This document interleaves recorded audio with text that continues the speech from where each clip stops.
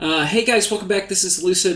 We are going to be doing my after-action review for this game, The Crucible. Some of my thoughts on playing Sceleria and some of my thoughts on this game. I think we're going to start off by looking at the score graphs. Because this game didn't end, we kind of just voted it to end. I can't pop up and show you other people's score graphs and stuff like that. So anyway, we'll just talk about it. There's a few things. So you can see we had fine initial expansion, then we had some kind of flat period, and then we had this basically this time where we were fighting Yes, and it doesn't really look at it, but this was a pretty, because, you know, we have a steady province gain, but this was a pretty unhappy war with Yes, in that, yeah, we got up on province count and he wasn't really able to take stuff from us, so in that sense it was good, but I lost a ton of troops, and I could have probably picked a better target. Yes was big and kind of scary, but I think it would have been okay if I left them alone, and I went after them in the water later, once I had more research and other things. So, not sure about that as a first target. They were good in the sense that everybody was scared of them, so it was a nation for me to attack without worrying about kind of getting backstabbed too hard. So, that was okay. I think I would advise... Okay, here's the thing. I've played Sceleria a few times since this game, and I have gone after Yes underwater, and the next time I fought Yes, I fought them and basically just trounced the shit out of them, and I still went after them early. I love getting in the water system as Sceleria. Opens up a ton of raiding options. The thing is, you have to fight them smarter. So one of the things I did develop from this game is a much better sense of kind of what you can take and what you can't with a horde of undead versus some decently blessed Yessian knights, and I got underwater much faster with mage support and research, and I avoided big fights, I think, unless I knew I had an overwhelming undead advantage on them, or I had kind of some of the critical mage research I needed. So. In this other game, I've trounced Yes. I love going underwater as Sceleria. I think if you're playing against Sceleria, and I don't know, and you're worried, they have a build similar to the one I've done, where you think they've seen this video, I would be very worried if I were playing an underwater nation with Sceleria on the map. I would definitely try to form a coalition to kill them.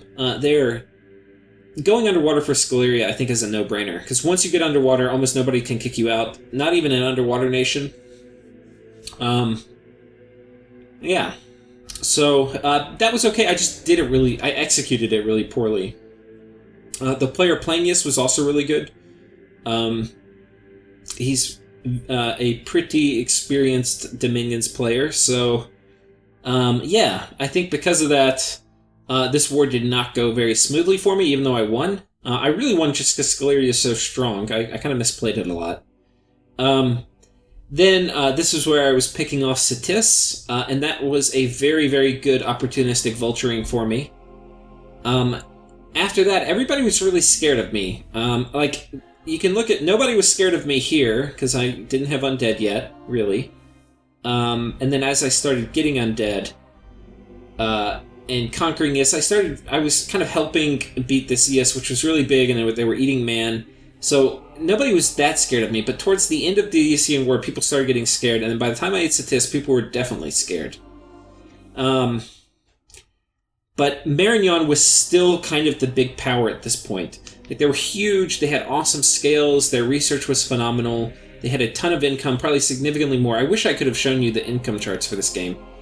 But their income was probably double mine at this point, and I had really good income. Or, maybe 50% more. They were really up there. And so people were more scared of Marignon. So Marignon and I fighting was really good for everybody else. Everybody else was thinking, great, let's let these two bigger powers grind down on each other. And that happened for a while, and we really did grind down on each other. This is also where Flames from the Sky came out. It came out pretty early. It's pretty unlikely that it comes out this early, but it was really devastating when it came out. Really made it where I couldn't fight effectively, and a lot of the things I kind of planned weren't really working, compounded by the fact that I didn't have any fire access on my nation. I didn't have it built into my Pretender. I had no easy way of getting fire access, and I didn't really stumble into lucky indies. So the net effect of that was I was really debilitated in this early fight with Marignon, And here is where it was just super rocky fighting Marignon. At this point is where Agartha decided to enter into that fight versus Marignon after I had had some pretty big losses, but also inflicted some pretty big losses on him. But in fighting Marignon, I had pulled all of Marignon's forces away from other fronts. I mean, it took such attention from him to fight me and he just had these huge mage cores, which were really effective in fighting. But pulling them from other fronts meant that basically he was just wide open to an Agarthan invasion. And about this time is when Agartha's province graph is probably going up like this. And Marignon, for a while, didn't even try to defend his lands from Agartha. He just basically gave them to him.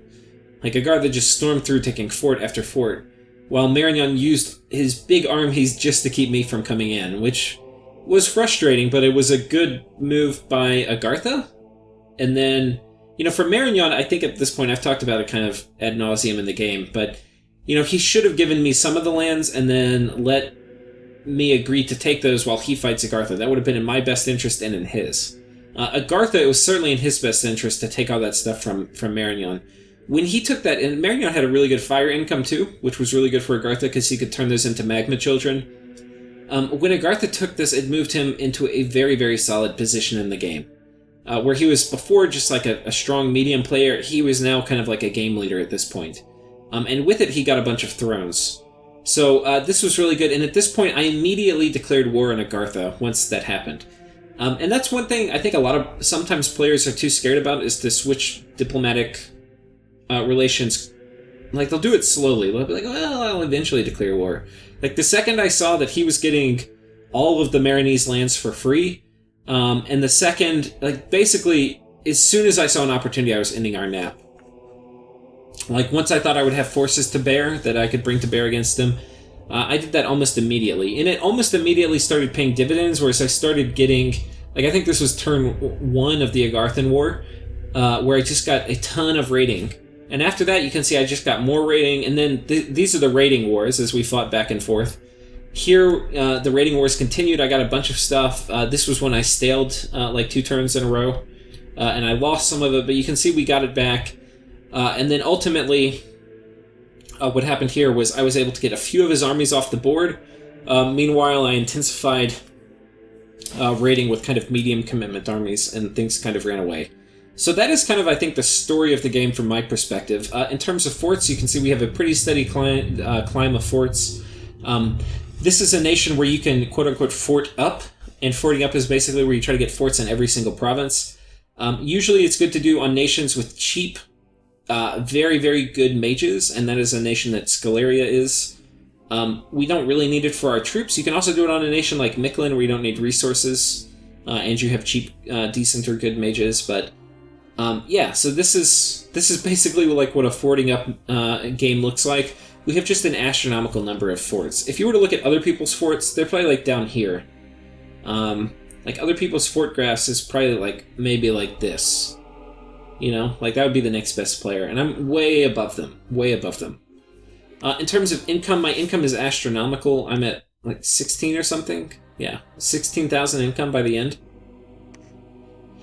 What I expect is Marignon was probably the leader. They probably peaked out like right around here, and then they probably started coming down, and then after that, I don't think Agartha had as good a scale. So Agartha's income, like as Marignon's came down, Agartha's probably started coming up, but I don't think he ever got quite as close to me. Like I bet Marignon was here, and then Agartha was probably right under me, and then they probably started trailing off towards the end. So I don't know, I would imagine Agartha's would look something like that. And Marignon's probably looked something like this. So that's income. Gym income, pretty phenomenal. I mean, our gym income is crazy. If you look at it, we're at... And a lot of this has to do with taking other people's lands, but, we're at like plus 20 in almost every category and plus 30 in a lot. So, pretty ridiculous. In terms of site searching, we didn't even site search a ton. A lot of this... Site searching other people's stuff is pretty risky because you're potentially wasting a lot of mage turns because they may have site searched it, especially if it's traded hands a few times. So we haven't site searched everything, but Anyway, we have a really good gem income. Most of our lands, we site search for everything but fire. To some degree. We didn't get like super deep in all the paths. Research. Finished all the research about, what, 10 turns ago, and then capped out. Dominion, pretty damn good Dominion. Dominion is one of those things you do not need a lot of as Sceleria, because it's a nation where you want to fort up. When you fort up, what that means is you're going to have a lot of temples everywhere. You're also going to have a lot of preachers. So if you're worried, like if you're getting dom pushed, like I was getting dom pushed like crazy this game. I mean, Abyssia basically was my neighbor with a pretty long border, and he was blood sacrificing in every single one of these provinces that had a fort and a temple in it, with probably like a Holy 2 or Holy 3 mage. And that just creates an immense amount of Dominion pressure. But we have temples which he can't raid because they're all in forts, so check 1. And then B, we have priests, Holy 1 or Holy 2, depending on how intense the threat is, to sit in here and preach to push back his Dominion. So you're a nation which you don't need much absolute Dominion strength. You can see we have a lot by the end. I think we started off with like 6 or something. We'll have to see. I don't even remember. We'll have to go back. I'm not even sure if I saved this Pretender, but we can go look in a minute. But Dominion is something you can get away with really, really low Dominion with this nation, because you'll end up getting it higher by forting up and building temples, in conjunction with the fact that you can preach to keep Dominion in all of your important lands. So, anyway, there goes Dominion. Army size, you can see the Scalerian war machine. I mean, like, here was when I was fighting Is. Like, so these were the armies I had. Like, these were big armies I was moving around. You can see it just went out of control. The problem when you have this, like, this is probably, like, at least 100,000 units, is moving them all around. So that you really need Undead Command. Not taking that was a huge mistake. And basically, once I played this game, that's when I figured out, okay, you absolutely need Undead Command. And then all the games that came after it, we did basically just that. So, here's the ascension points. You can see Agartha got really close, but then kind of fell at the end. And here we were climbing our way up. We were going to get them all within like a couple turns when we declared it. So, those are the score graphs. I think Agartha played extremely well. Got very, very close to winning. You can see how effective Magma Children are. The big thing about Magma Children is they have an area of effect 1 attack, so it's going to hit everybody in the whole square, and they can't dodge it with defense. And it's also armor piercing, and it scales with strength. So once you buff them up, they're very, very, very good troops. And I think that's the key thing with playing Agartha that I didn't really realize. And Agartha doesn't have great magic diversity, and so this player was able to fix all the magic diversity issues. Unfortunately for them, they weren't able to hold on to Gift of Health, which would have been a real big boon as they were cranking out Tartarians. So Agartha, I mean, they played extremely well. They had great... I think they played diplomatically pretty well. They went after Man, which was pretty... that was a good move for them. And it's almost like a year ago, I think, that Squani put up his video. So if you haven't seen Man's playthrough, make sure you go check that out. Because I was delayed. Not only is it just a really long series, and I took a long time to upload all of them because they were kind of on a schedule, but yeah, I put them up a while after the game. Squani put them up much closer, or however, I never say his name right, sorry, bud, but he put them up much closer to the time the game actually ended. So if you want to... Where's Man's capital? Somewhere right around here. Oh, here it is. Yeah, so if you want to watch his playthrough, certainly good to see. But this was a good move, I think, by Agartha attacking Man. It was a little opportunistic. Man was kind of on his heels, but it worked out well for Agartha. So he kind of just slowly climbed his way to having more land while he site-searched. He had I think he played really, really well. And certainly could have won. If I didn't have this massive defense here on this throne, I would have lost. So, I mean, it really all came down to that battle, where I dropped like 100-something pearls on, 10 or something master and slaves. Okay, what else? For Abyssia. Abyssia, they weren't aggressive enough. So every nation, there's a few dimensions you need to look at for nations, but how well can you raid? How well can you counter raid? Abyssia can actually do all those things pretty well. How well can you fight big armies? Abyssia can do those things okay. It struggles a little bit in the magic diversity department. Once people have like Army of Gold, it's pretty hard for Abyssia to do too much, unless they have other magic paths. And I hadn't seen, like, Abyssia never really did great on that front. Like, it never had these unkillable armies that Agartha had. So I think that was pretty important for Abyssia kind of struggling a little bit. The other thing is that they didn't really have the ability to take forts quickly. Like, Agartha could take forts quickly. Like, these armies were so big, they had all the siege strength, like, from the... like, their Shard Guard and stuff have siege bonus. They also had other units with siege bonuses. They could just take forts quickly. They can take infrastructure quickly. Abyssia didn't really have that. So what they really struggled with was, I think, a lack of magic diversity, which played into not having doom stacks that could run around and kill stuff. They struggled also with ability to take infrastructure quickly, which means having good siege troops and stuff like that. So I think they played pretty well, and they were always caught between, like, who am I going to side with, Agartha or Sceleria. And they did, I think, a reasonable job of bouncing back and forth, but the problem is, as they bounced back and forth, they should have been taking stuff from each of us. Now, for example, they took some stuff, like, some of these things were, I think, this was my province, maybe that was my province. So, in a lot of these trades, they did get some stuff from me. When they attacked, we'd make peace and he would get stuff. Now, he just needed to do that probably with Agartha too, or do it with me where he got more stuff. But I wasn't prepared, like, every time I gave him stuff, I gave him probably all I would give him without a fight. So, the real problem, again, comes back to not having really, really big, strong armies with a ton of magic diversity. That can handle, like, the kind of crap I'm going to throw at them. So, like, if he had those, then I would have been prepared to give up more to get him to get off my back to fight Agartha. And for him, pivoting back and forth between fighting both of us, if he's getting significant land, would have been effective. Yeah. So, I think it was a hard position for them to be in, but they just ultimately either didn't... they didn't have the means, I don't think, to be aggressive as they needed to be to have a stronghold in the late game. Marignon played extremely well. I think Skeleria is just super duper strong.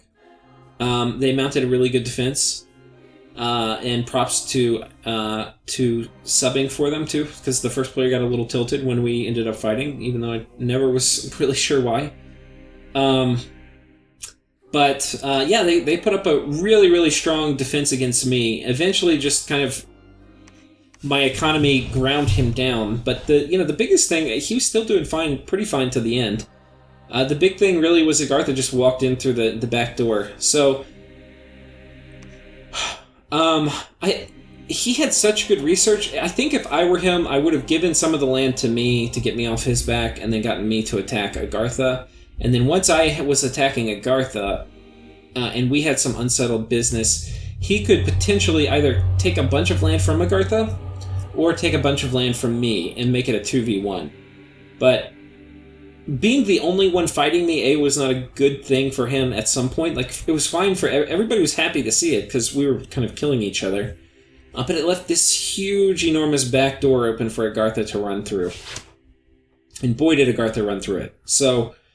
and Magma Children were a great matchup, because, like, they have huge fire resistance, so what is Marignon going to do against a horde of gold army of gold Magma Children? The answer is not much. So I think they played well, but I think they should have really, like, if you're playing a game and you have to literally pull all your troops and mages off of other people's borders to go win a certain war, you're kind of fighting a losing war, because even if you kind of win, a good player will probably backstab you if you take everything away from your border with them, which is what happened. So, he should have been exploring other things, and I was totally willing to negotiate. Like, if he gave me this island, I would have said, okay, that's great, you can keep this, or whatever else it was. I probably would have been fine with just this island, and then I would have been plenty happy to attack Agartha. And you might say, well, why would you do that? Because then Sceleria is just going to run away with the game and win. Well, sometimes if you're in what is perceived to be the biggest, like the position 1, which I think is the position at that time that Marignon is in, sometimes, you know, like he had better research. He had this huge economy he had been building all game, which had turned into like a big research advantage. Sometimes it's okay just giving up some stuff, handing the crown of number 1 spot to somebody else, while you have a huge research advantage. Marignon has a ton of stuff that they could have aimed for late game, like they have really good summons. So if I had taken if I got what I had asked for, which was this island, then everybody was going to probably try to attack me. So he could have given it to me, moved his armies to defend against Agartha, and then probably had a 3v1 against me, and I don't know if I would have been able to hold up to that. So, in some ways, giving me what I asked for may have actually been in my not exact interest. But anyway, I was prepared to at least try to have that fight. Yeah, so anyway, that's probably what I would have done as him. But I'm not sure if it was a winning strategy. It could have been. What else? I think those are most of the nations kind of to talk about. Pythium was somewhere around here, weren't they? Here's Abyssia.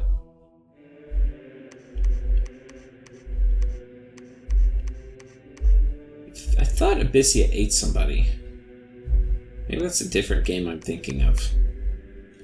Maybe they didn't. So I think that is it for kind of the... We went through the score graphs, we went through the different players' perspectives. From my perspective, I had a pretty bad Pretender build. This was just kind of thrown together because I didn't really know what to do. I just knew I wanted scales. Poison resistance is nice for Satis. I mean, it's nice. Reinvigoration is okay. Certainly can't complain. It was kind of nice to have on communions. But this doesn't really... It gives me... So what does this give me? It gives me decent nature access, which can potentially get me into high air, and it also gives me earth access, so I can get Troll Kings. So it does some things. It doesn't not do anything, and I have just excellent scales. So it does some things. I don't want to say it doesn't do anything, but it doesn't fix a lot of the main issues you have as Sceleria, which is... one of the main issues you have is you have pretty shitty magic diversity. You basically have Death and Astral, with the occasional random cross-path on cap-only mages. So it's about as low a magic diversity as you can get. And the problem with that is, like, when you need cheap, ideally you want to be making, like, if you're worried about flames from the sky, you want to be making, like, rings of fire or something with hammers for all your dudes. And you can't do that if you don't have fire access. And I had 0 fire access. So, I think the trick, one of the reasons you would take an immobile, one is they have really high base dominion, so you kind of get that for cheap. But you pay for it in path access, like you're not going to have fix a ton of magic diversity issues with these guys. I think what you want to do is actually go with a rainbow. This is an excellent rainbow because you get a little bit of free dominion, and you have extra miscellaneous slots, which is really nice, especially for Astral. You can also do a great one. These ones are Trinity. The problem with these, I think, is you don't get the Earth Astral cross path, which is really important. What was that eye? What is Restore Sight?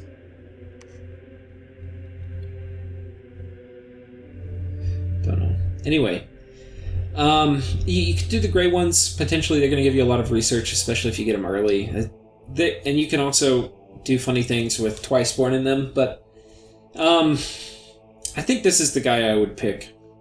And I'll show you the Pretender I did. The main things that you're trying to get, a lot of the things I wanted to do late game I had to kind of force myself into. Like, I didn't have any of I had to empower to get the Earth Astral cross path, so that's definitely one of the things I want. I want to speed up my middle game, is really what I want to do. I want to have this power curve where I grow out of control in the middle game, and there's nothing anybody can do. So, here's my build. We took Dominion 8. You don't need Dominion 8, but it's kind of cheap when you have an immobile. But you're basically paying for it with not having enough magic diversity. So what does this guy do? He's going to give us a ton of things. One is we have great Earth Astral Cross Paths, which is going to open up some very good unique items. It's also, because we have all these miss slots, going to open... basically, I can get... If I forge some of the unique items too, I can get all the way up to Astral 9. And then, yeah, which is pretty sick. This also opens up vampires if I want to get into blood, which you can see I did get into blood. It allows me to get into blood way faster. The only problem, and this is seriously a problem if you're thinking about getting blood on a rainbow, like this guy, I had him doing other games I've played him in. He's doing something every turn, and blood hunting is a pretty low value activity. You don't really want your Pretender God blood hunting, so you can do it. It'll help break you into blood, but I think really you're still going to rely on priests to get you into blood here. So anyway, that gives us vampires. We still have nature access, which is nice. We have nature astral, which is good to get our nature boosters. We have fire, and just a basic amount of fire, especially with the blood cross path, is going to allow us to get devils, which will really get us into fire. But having fire death, this gives us a fire booster with the construction 6. And then if you get any of the astral boosters, then you can get a flame spirit and get your way into fire. It only takes, like, having fire 1 and death, and then also having access to some of the astral boosters, that is enough to fully climb into fire. So that's pretty damn useful. We have the fire earth cross path. Yeah, this guy's just super solid. In terms of the bless, it's also going to fix a lot of the problems we have, like how are we going to survive Flamestorm or Wrathful Skies, which are going to kill... We're less worried about them killing our skeletons, but we don't want them to kill our mages. So Fire Shock Resistance is excellent for keeping our mages alive. Farcaster is going to help kind of keep us in range of stuff that we can... like Apostasy is going to be farther range. Undead Command is going to be farther range. All the death evocations will be a farther range. Some of the astral stuff you don't really care about that. You can also go, because this is a nation that you can do mind hunting with, you could go Arcane Finesse. That's okay to do as well. Possibly better. It's kind of an either or. Being able to hit the backline with Apostasy is nice though. Poison resistance is nice. Especially if you stumble into Jade Amazons, you can be casting it all the time, especially if you take both of these. So definitely worth considering. And then Strong Vitae 3 is actually kind of clutch. It's going to basically get most of your mages over the threshold for 2 HP regen, which is going to make them much better as Communion Slaves. Like, the regen's going to be twice as effective. So definitely worth considering taking. This guy is going to speed up your middle game like crazy. He's imprisoned. The second he comes out, hopefully you have some of this magic diversity already figured out. Like you already have at least a little bit of a trickle of income for all these paths. If not, you can have him run around and site search for a few turns until you get some. But he can. I mean, he's going to pop out and start doing heavy lifting. He can do, your Earth globals like Earthblood Deepwell. He's going to get you super high in Astral. You're going to have great research as Sceleria, so you can do an early Arcane Nexus with this guy if you wanted to. You could do any of the Astral stuff. Death, he's super high. He can do Tart. You can wear the Death Hat, and then you need Astral boosters, but you can do Tarts with him. You can do Well of Misery. You can't wear the Nature Thistle Mace, but you can do the Moonvine Bracelet and then an Astral Booster and do Mother Oak.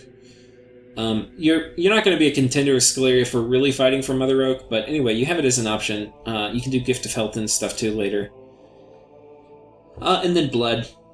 It's less to do blood hunting, but more to cast blood spells. So this will definitely accelerate your pace into blood, and also for forging blood boosters and stuff. So all in all, I think this is it doesn't look way better, and your scales aren't necessarily better, but I can't emphasize how much having this guy is going to accelerate your middle game for getting you access to critical spells, forging critical items, and then summoning important things. So I think this is a way better build. Importantly, we also have Undead Command, and this is, I didn't even mention it, but it's kind of the most important part. You have to have Undead Command, I think, if you play Sceleria.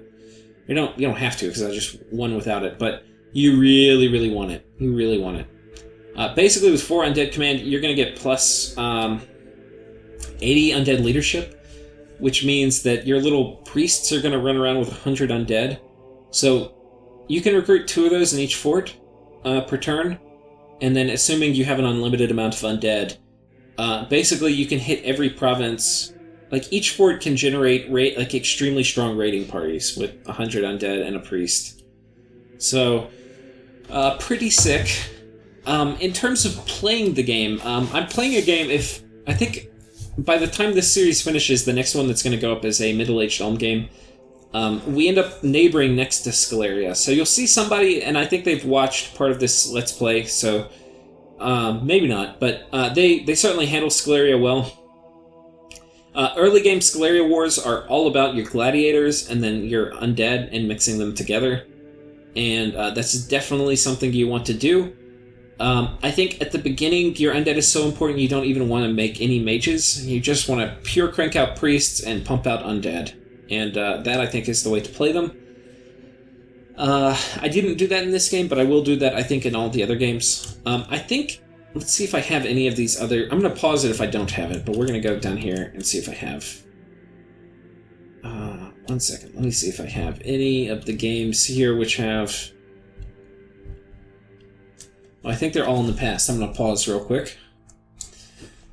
Okay, so I've gone and pulled up all of the games that or not all of them, but some of the games where I played Sceleria. This one, Alas Babylon.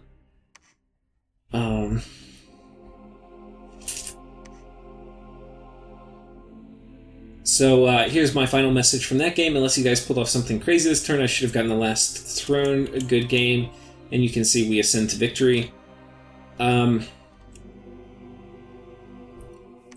just going to show you the score graphs from each of these. So provinces, you can see we're just middle of the pack. We eat somebody extremely quickly.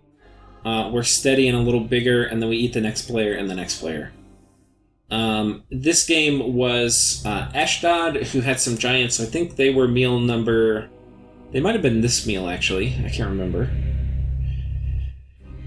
Bandarlog, Vanarus, Satis. No, this was Satis. I think we ate him second.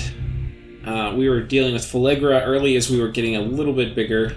You can see we kind of gained size as all through this rather slow dormant period. If you're fighting Sceleria, you want to attack them right here. They're in a coalition. I think they can, with gladiators and undead, they can 1v1 anyone in the early game. But if you're 2v1ing them, I think in the hands of a good player, you need to do that, or Sceleria is going to win.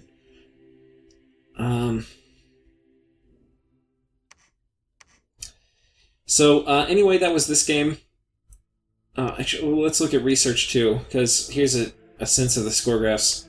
Machaca actually had very good research this game, but you can see our research was pretty phenomenal. It was, you can't really tell, but down here it's crap. Like, we didn't even research at all, we just made skeletons. And then the mid-game, once we started getting our researchers online, it just exploded. So this, I think, is a pretty typical Sceleria game, if you play them well. Let's just make sure this is our pretender here. I don't even really know where my capital is. It's been a long time since I thought about this game. So, where is Sceleria? So if you're probably looking at it, click there. There they are. Okay, so... Oh, this is kind of cool. This is one of the guys you can get. And he has Book of the Stormcaller. He can give you trade winds, which is nice to cast on your capital. Where's our god?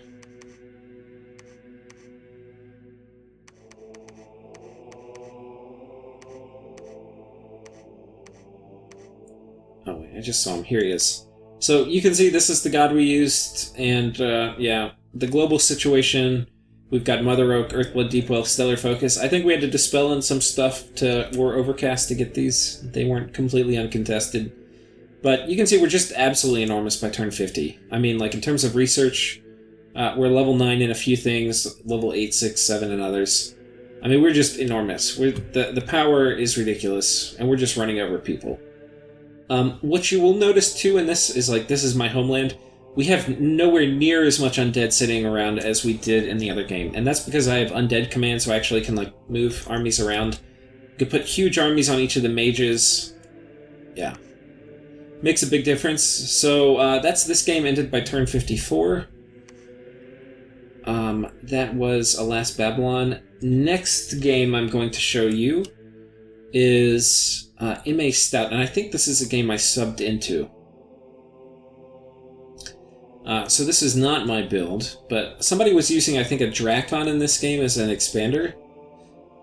And if I recall, they got a little fussy when there was a new patch that changed the way communions worked, because they were basically doing regen communions. Did I just miss the Drakon somewhere?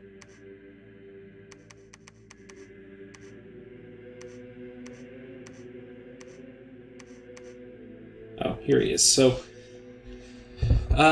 yeah, basically this guy was an expander. Skeleria doesn't really need help expanding. If you're a new player and you don't really understand the finer arts of expanding with not super awesome human units, then you may want one.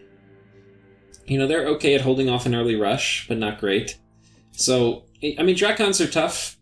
They're not horrible to get, but it's expensive to go awake and have any kind of bless. So the scales are not nearly as good in this game. Like you can see, we trashed Turmoil and Sloth.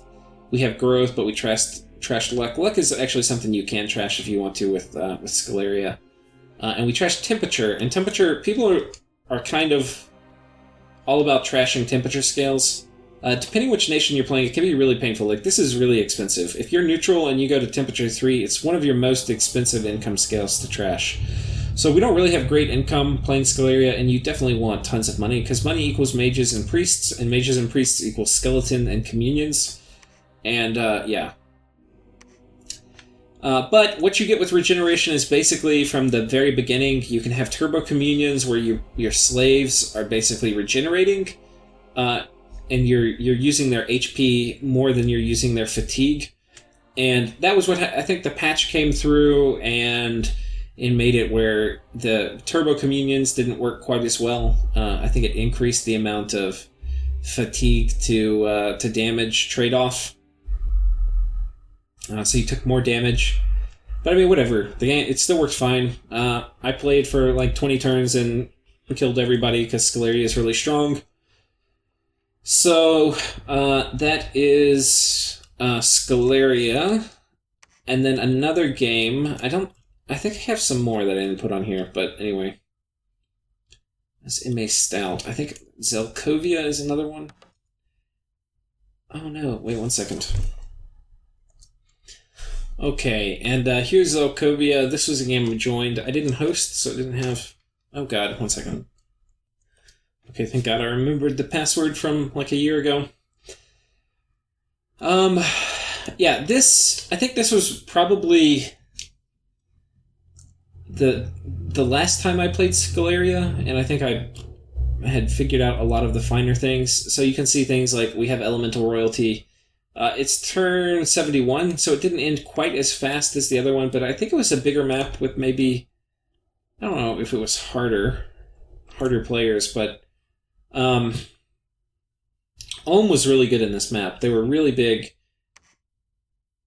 Do we have... Okay, yeah, we have... This was actually the turn the game ended, so I have score graphs to show you. But yeah, let's take a look at the score graphs. First, globals. You can see I have basically all the globals. Maelstrom, Earthblood, Deepwell, Eternal Pyre, Mother Oak. These are things that traditionally, like in my other game, I wouldn't have really dreamed of them because I didn't have the magic diversity things figured out. But if you have those figured out, you're at least a contender for these. And we had really good gem income. You can see just phenomenal, right? So, you know, we're doing all sorts of stuff. Like before, we were victims of flames from the sky. This game, we're casting it. Huge gem income to control all the globals and stuff. In terms of research, we basically tapped out all the research by turn 70, which is pretty fast. Not the fastest, but pretty fast. We probably give Ulm a run for the money in the research department. Yeah, you can see Ulm, which is one of the fastest researchers in the game because of their, cheap alquils and lanterns. They were winning, but we caught up and we had more research them. In terms of provinces, kind of the same thing. Middle of the pack, but focusing on making skeletons early. Eventually we start kind of eating people, and we get bigger and bigger and bigger and bigger and bigger and bigger, and then we're running away with the game. Had the normal kind of... I don't think Nazca was in this game. Thank God. But, Phalegra, Ashdod, the Heims, Pangea, Marion, Ulm. Ulm was the other big contender. But, the thing is, I got big off of eating people. I think Ulm mostly came in and backdoored in the early game to kind of get a lot of his land in this game. And then once we started fighting... Who was I fighting here? I think I wasn't fighting Ulm to the end. I think this is when I started fighting Ulm. But you can see it was just crazy. And a lot of this, I was really trying to figure out... People had said Sceleria was good, but I felt like Sceleria was just ridiculously overpowered. So you can't win one game and be like, oh, they're overpowered. So... anyway, I think after I figured this out, I wanted to play it a few times to just see if it was possible to lose. And I think if you play them well, it's really, really hard to lose as Sceleria. The other really, really strong OP nation in Middle Age is Nazca, and Sceleria actually counters Nazca really well. So, I don't think there are terribly good answers to Sceleria, except... wiping them out in the middle game with a coalition. Early middle game with a coalition. So, if you see them on your map, I would treat them... They're better. They're a significantly stronger nation than Airmore. I think it will just mop the floor with Airmore. Yeah. So, yeah, if you see them... Maybe early Airmore can rush them and win in a 1v1, but... Yeah, I don't know. They are a strong, strong nation. So that's provinces in this one. Gym income, you can see, badoom. We're just heads and shoulders above everybody else. Research, if you ignore Ulm, you can see we're really, really low, and then in about the, turn 30, we start getting good in research. We're top of the line. We're, top 3. And then by turn 40, we're number 2. And then we would normally be number 1 by, turn 40... Yeah, by turn 40, we'd normally be number 1, but Middle Age Ulm just has such crazy research. We ended up passing him at turn 60. So, but you can see a lot of this acceleration that you see up here through gym income actually has to do with the fact that we're forting up and we have good magic diversity thanks to our pretender. Magic diversity is key to gym income.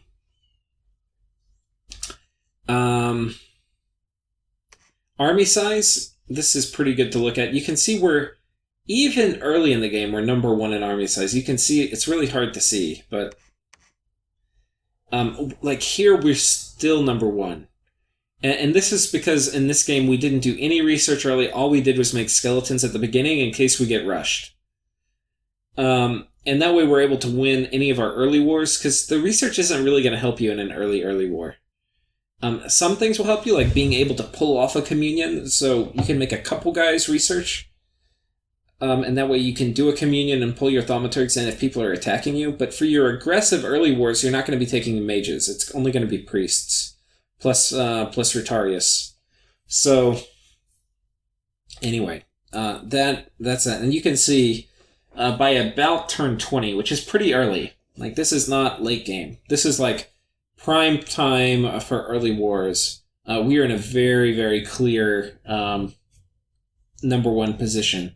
The only person who's even close to us is Pangea. And I'm not sure what units they made, but yeah, they're kind of close. If you look beneath Pangea, we're just heads and shoulders in terms of units more than everybody else. And we have really good income, so we can crank out gladiators if we need to.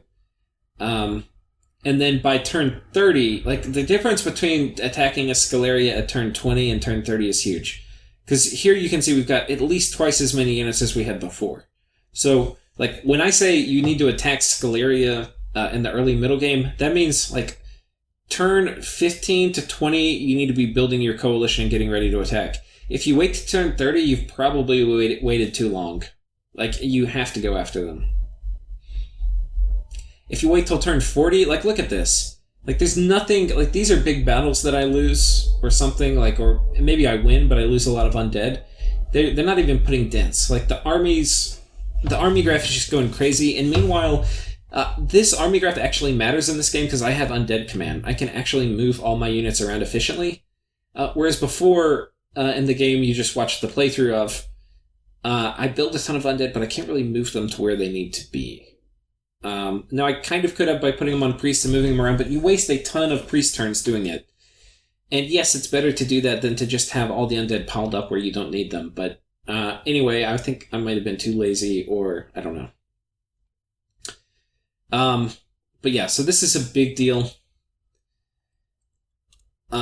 Here you can see we have some pileup of troops in places where they don't exactly need to be. Like, we've got a few hundred here. I mean, a few thousand here. A few hundred here. But it's so easy to move them around. As soon as I know where they need to go, like, these guys are just kind of central. You know, I can move them around really easily. So while there's some occasional laziness, yeah, it's so much easier to move troops around. I can, basically whenever I want to, I can get troops to wherever I need them on my empire. In this game, I think, here's my capital. Skeleria was down here. They went up and attacked Cetis. I came in and helped Cetis. We fought back Skeleria. I hardly got any of the land before Ulm marched in through the back door of Skeleria, which wasn't defended, and took all Skeleria's stuff. Instead of fighting Ulm, we kind of agreed on provinces. I then attacked Cetis because he was very weak, and I had a ton of very hungry skeletons. And meanwhile, all my other neighbors were fighting, and so fighting Cetis after we put down Skeleria made sense because I wasn't... Basically, this guy was a mercenary on the market for his next war. Everybody else was locked up in conflict, so fighting Cetis meant it was unlikely I was going to get backstabbed. So I ate Cetis reasonably quickly. Once I ate Cetis, I think I started the Ulmish War, because he was pretty big and strong. After I ate Cetis, I came and ate Ryla. Relay was underwater, and there's nothing more I like than killing squids. Especially middle-aged squids, because those are the least balanced of all the squids. And I definitely wanted to kill them before Assassin Spam came out. They also had an Uttervast, which I like killing Uttervasts too, so I did that a few times, which is always fun. But yeah, so they got conquered in pretty short order once I set my mind to it. And then with... and it was easy to find allies, because he was running around raiding people with his Uttervast, and that kind of like pissed off Ashdod, who was down here. So anyway, we did that, and then once I had Relay and Cetis, and then part of Skeleria, I had a pretty big target on my back, so I went ahead and just went after the big player before the other smaller players could wrap up their wars. And I went after Ulm and won a few key decisive battles. Ulm put up a good fight. We had a lot of fights. I kind of lost some of them, and you can see by the end I still haven't conquered Ulm. But I've killed off his important armies, and I'm going for the thrones. And yeah, that's basically how this game ended. So, short summary, Skeleria is, in my opinion, by a good head and shoulders, the strongest nation in Middle Age. If you fight them, you should tag team them around turn 15 to 20, and you need to be expecting to be fighting a mix of gladiators and undead, which are extremely difficult to counter efficiently. But if you let them in your game, that's what you're signed up for. So anyways, hope you guys enjoyed this after-action review and re-summary of the nation, and going through and looking at other games, and hope to see you in a game in the future. Thank you.